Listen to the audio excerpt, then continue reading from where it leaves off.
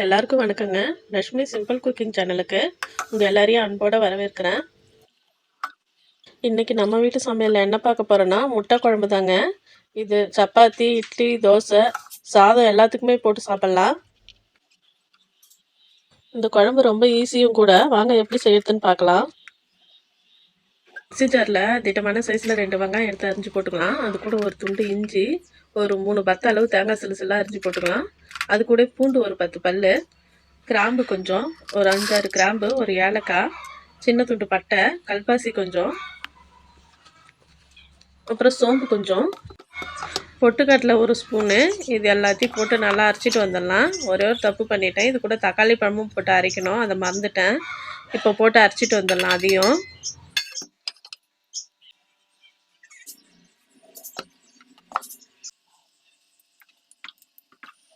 அரைச்சி எடுத்துன்னு வந்துட்டு அடுப்பில் வானல் வச்சு, வானல் காஞ்ச உடனே எண்ணெய் ஊற்றிக்கலாம். எண்ணெய் காஞ்சதும் நம்ம அரைச்சி வச்சுக்கிற மசாலா எல்லாத்தையும் போட்டு நல்லா வதக்கலாம். குழம்புக்கு தேவையான அளவு திட்டமான உப்பு இதிலே போட்டுக்கலாம், ஏன்னா எல்லாம் நல்லா வதங்கி வந்துடும்.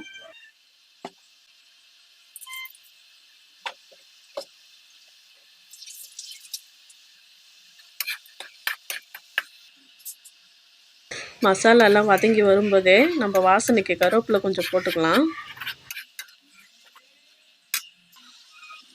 காரத்துக்கு தேவையான அளவு குழம்பு மிளகாத்தூள் போட்டுக்கலாம்.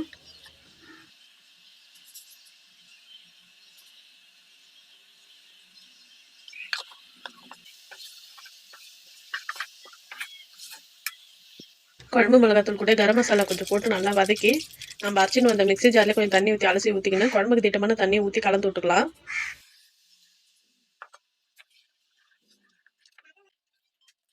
திட்டமான தண்ணி ஊற்றி கலந்து குழம்பை மூடி வச்சிடலாம். நல்லா கொதிச்சு வரட்டும்.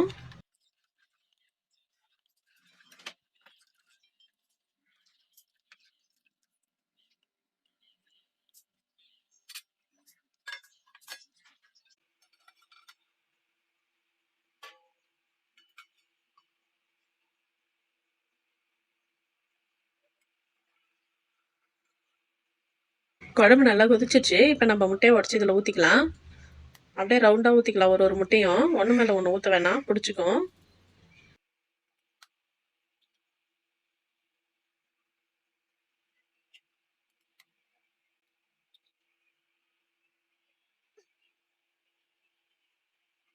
அவ்வளோதாங்க, முட்டை குழம்பு ரெடி ஆயிடுச்சு. நான் இன்றைக்கி சாதத்தில் தான் போட்டு சாப்பிட போகிறேன் முட்டை குழம்பு. இது நம்ம எதுக்கு வேணாலும் தொட்டுக்கலாம்.